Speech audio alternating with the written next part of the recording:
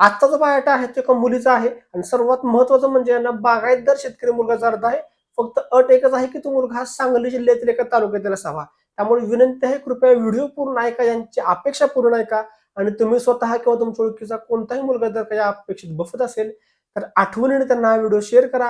कारण सध्या शेतकरी मुलगा पाहिजे अशी म्हणणारी स्थळे खूप कमी प्रमाणात उपलब्ध असतात. आणि स्क्रीनवरती तुम्हाला हे जे 2 नंबर दिसत आहेत त्या नंबरवरती सकाळी 10 ते 5 या वेळेमध्ये फोन करा. आपल्या वधूवर केंद्रामध्ये नाव नोंदणीविषयी माहिती घ्या आणि तुम्हाला जर का माहिती योग्य वाटली तरच आपल्या विवाह केंद्रामध्ये नाव नोंदणी करा. नमस्कार, मी ॲडव्होकेट शिवराज जाधव, देशातील एक विश्वसनीय व रजिस्टर्ड वधूवर केंद्र म्हणजे शिवराज मराठा वधूवर केंद्रामध्ये तुमचे स्वागत करतो. आपण या मुली थोडक्यात माहिती पाहूयात. मुलीचे जन्मवर्ष आहे 2004, उंची मुलीची 5 फूट 2 इंच आहे. मुलीने 12वी नंतर जीएनएम हा नर्सिंगचा कोर्स केलेला आहे. सध्या मुलगी जॉब करत नाहीये. मुलीच्या कुटुंबात आई, वडील आणि बहीण असा मुलीचा परिवार आहे. मुलगी मूळची सांगली जिल्ह्यातली रहिवासी आहे. तर त्यांची अपेक्षा आहे की जो मुलगा असेल त्याचं मूळचं गाव आहे सांगली जिल्ह्यातील वाळवा तालुक्यामधील असावं किंवा वाळवा तालुक्याच्या आजूबाजूच्या भागातील असावं आणि मुलाचं जन्मवर्ष हे जास्तीत जास्त 1998 पर्यंत असावं.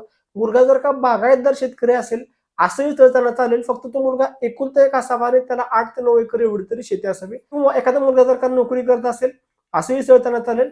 फक्त त्या मुलास 3 ते 4 एकर एवढी तरी शेती असावी. त्यामुळे नक्कीच आपल्या शेतकरी बांधवांसाठी अतिशय हा चांगला बायोडाटा आहे. त्यामुळे विनंती आहे व्हिडिओ हा जास्तीत जास्त शेअर करा आणि अशाच प्रकारे मराठा समाजातील वधूवरांचे सगळे पाहण्यासाठी आपल्या चॅनलला आठवणीने सबस्क्राईब करा.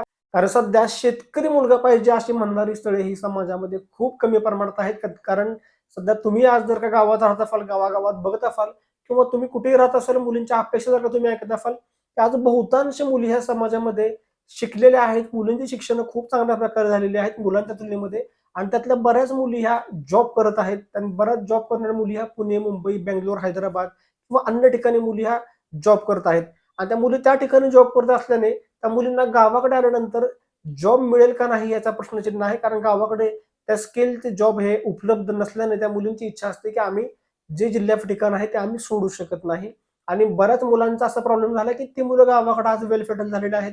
त्यांचा व्यवसाय असेल, शेती असेल, जे काही त्यांचं उत्पन्नाचं साधन आहे ते गावाकडे असल्यामुळे त्या मुलांना गाव सोडून जाता येत नाहीये आणि मुलांचे शिक्षणही कंपॅरेटिव्हली गावाकडच्या बऱ्याच मुलांची, सगळ्यांचीच मी म्हणत नाही, पण बऱ्याच मुलांचे शिक्षण कंपॅरेटिव्हली मुलींच्या तुलनेने आज कमी असल्याने हा सगळा प्रॉब्लेम होत आहे. आणि त्यामध्ये काही लग्न जर का जुळत आली त्यामध्ये पत्रिकेमुळे सुद्धा बरीच स्थळं नाकारत आहेत. त्यामुळे आज बऱ्याच गावागावात तुम्ही पाहत असाल की 30, 40, 50 एवढी मुलं आज बिना लग्नाची राहिलेली आहेत.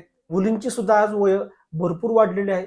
बऱ्याच मुलींची सुद्धा आज वय 30-40 ओलांडलेली आहेत. त्यामुळे कुठेतरी आपण वयानुसार ऍडजस्टमेंट करावी ही माझी सर्व मुलींच्या पालकांना एक विनंती आहे. जर एखाद्या मुलाचं शिक्षण जरी कमी असेल, तुमच्या मुलीचं जर का वय वाढलं असेल तर थोडंसं मुलीचं शिक्षण जास्त आहे, मुलाचं वय थोडंसं कमी असलं, कुठेतरी एकमेकांनी ऍडजस्टमेंट करा. मुलीला जर का मुलापेक्षा जॉब चांगला असेल, पगार चांगला असेल तर त्या मुलाला जर का त्या ठिकाणी जाऊन नोकरी किंवा व्यवसाय करता येत असेल तर त्या मुलाने गाव सोडून त्या ठिकाणी जाण्याचा विचार करावा.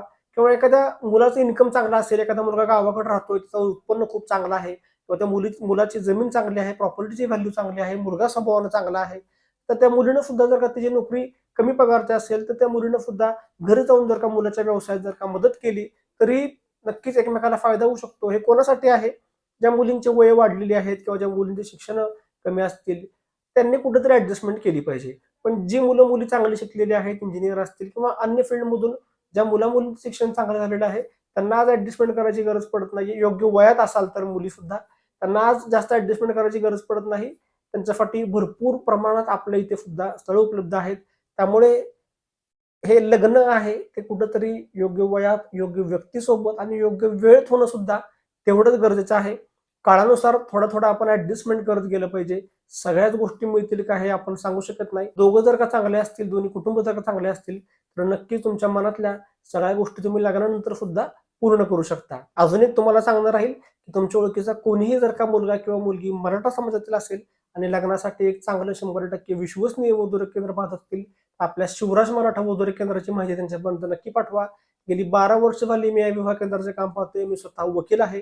आपल्या विवाह केंद्रामध्ये कोणाची कसलीही फसवणूक होत नाही. पुण्यामध्ये धनकवडी बालाजीनगर या ठिकाणी आपलं ऑफिस आहे आणि साताऱ्यामध्ये बरोबर स्टेशनच्या समोर आपलं ऑफिस आहे. ऑफिस हे सकाळी 10 ते 5 या वेळेमध्ये चालू असते. तुम्हाला जर का मला भेटायचं असेल तर तुम्ही ऑफिसमध्ये आधी फोन करा. मी कोणत्या दिवशी, कोणत्या तारखेला ऑफिसमध्ये अवेलेबल आहे त्याची तुम्ही माहिती घ्या आणि तरी येण्या अगोदर मला भेटण्यासाठी 1 दिवस आधी तरी फोन करा. ऑफिसमध्ये भेटायचं असेल तर तुम्ही थेट 10 ते 5 या वेळेमध्ये ऑफिसला व्हिजिटही करू शकता. आणि नावनोंदणी करताना तुम्ही ऑनलाईन सुद्धा नावनोंदणी करू शकता. व्हॉट्सअपवर तुमचा बायोडाटा फोटो पाठवून किंवा आपल्या ऑफिसमध्ये येऊन सुद्धा तुम्ही नावनोंदणी करू शकता. वधू केंद्रामध्ये प्रथम मुला-मुलींसाठी आपण वेगळं काम करतोय, पुनर्विवाहित वधूवरांसाठी वेगळं काम करतोय, जे अपंग वधूवर आहेत त्यांच्यासाठी तर आपण सर्वमान्य धर्मामध्ये सुद्धा नावनोंदणी करून घेतोय. आपल्याकडे मध्यस्थी सुविधा सुद्धा आहे. मुला-मुलींना पालकांना असं वाटत आहे की आपल्या स्थळाविषयी वैयक्तिक लक्ष दिलं जावं, त्यांच्यासाठी आपल्याकडे मध्यस्थी सुविधा सुद्धा आहे. तर पुन्हा भेटूयात एका नवीन व्हिडिओमध्ये. तोपर्यंत रजा घेतो. धन्यवाद. जय शिवराय.